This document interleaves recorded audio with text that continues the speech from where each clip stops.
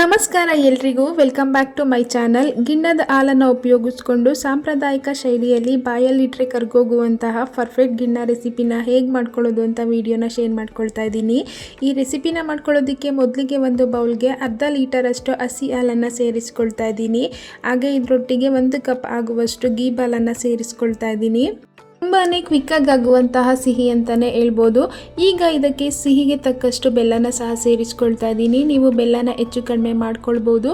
ಹಾಗೆ ರುಚಿಗೆ ಸ್ವಲ್ಪ ಏಲಕ್ಕಿ ಪೌಡರ್ನ ಸೇರಿಸ್ಕೊಂಡು ಚೆನ್ನಾಗಿ ಮಿಕ್ಸ್ ಮಾಡ್ಕೊಳ್ಳೋಣ. ನೀವೇನಾದರೂ ಮೊದಲನೇ ದಿನ ಕರೆದಿರುವಂತಹ ಗೀ ಹಾಲನ್ನು ಉಪಯೋಗಿಸ್ಕೊಂಡು ಗಿಣ್ಣ ಮಾಡ್ಕೊಳ್ತಿದ್ರೆ ಗೀ ಹಾಲಿನ ಪ್ರಮಾಣನ ಸ್ವಲ್ಪ ಕಡಿಮೆ ಮಾಡ್ಕೊಳ್ಳಿ. ಒಂದು ವೇಳೆ 2ನೇ ದಿನ ಅಥವಾ 3ನೇ ದಿನ ಕರೆದಿರುವಂತಹ ಗೀ ಹಾಲನ್ನು ಸೇರಿಸ್ಕೊಂಡು ಗಿಣ್ಣ ಮಾಡ್ಕೊಳ್ತಿದ್ರೆ ಗೀ ಹಾಲಿನ ಪ್ರಮಾಣನ ಸ್ವಲ್ಪ ಜಾಸ್ತಿ ಸೇರಿಸ್ಕೊಳ್ಳಿ. ಆವಾಗ ಗಿಣ್ಣ ತುಂಬಾ ರುಚಿಯಾಗಿ ಬರುತ್ತೆ.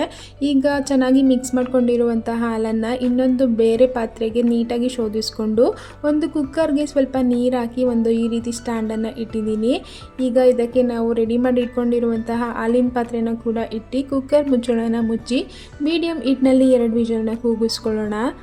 ಗಿಣ್ಣ ಮಾಡೋದಕ್ಕೆ ಗೀ ಹಾಲ್ ಏನಾದರೂ ಸಿಕ್ಕಿಲ್ಲ ಅಂದರೆ ಇವಾಗ ಗಿಣ್ಣ ಮಾಡೋದಕ್ಕೆ ಪೌಡರ್ ಸಹ ಸಿಗ್ತಾ ಇದೆ ಮಾರ್ಕೆಟ್ಗಳಲ್ಲಿ. ಅದನ್ನು ಸಹ ಉಪಯೋಗಿಸ್ಕೊಂಡು ಗಿಣ್ಣನ ಮಾಡ್ಕೊಳ್ಬೋದು. ನೀವು ಇವಾಗ ನೋಡ್ತಾ ಇರ್ಬೋದು ಕುಕ್ಕರ್ 2 ವಿಷಲ್ ಆಗಿದೆ. ಇದು ಕಂಪ್ಲೀಟಾಗಿ ತಣ್ಣಗಾದ್ಮೇಲೆ ಓಪನ್ ಮಾಡಿ ತೋರಿಸ್ತಾ ಇದ್ದೀನಿ. ಗಿಣ್ಣ ಅಂತೂ ತುಂಬಾ ಚೆನ್ನಾಗಿ ಬಂದಿದೆ. ಈಗ ಒಂದು ಚಾಕುವಿನಿಂದ ಚುಚ್ಚಿ ನೀಟಾಗಿ ಬೆಂದಿದೆಯೋ ಇಲ್ವೋ ಅಂತ ಚೆಕ್ ಮಾಡ್ಕೊಳ್ಳೋಣ.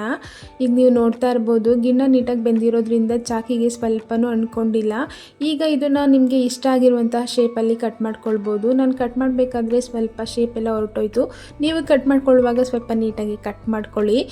ಈ ಗಿಣ್ಣನ ರೊಟ್ಟಿ ಚಪಾತಿ ಜೊತೆ ತಿನ್ನೋದಕ್ಕೆ ತುಂಬಾ ಚೆನ್ನಾಗಿರುತ್ತೆ. ನಮ್ಮ ಮನೆಗಳಲ್ಲೆಲ್ಲ ಗಿಣ್ಣ ಮಾಡಿದ ದಿನ ರೊಟ್ಟಿ ಅಥವಾ ಚಪಾತಿ ಕಂಪಲ್ಸರಿ ಇದ್ದೇ ಇರುತ್ತೆ.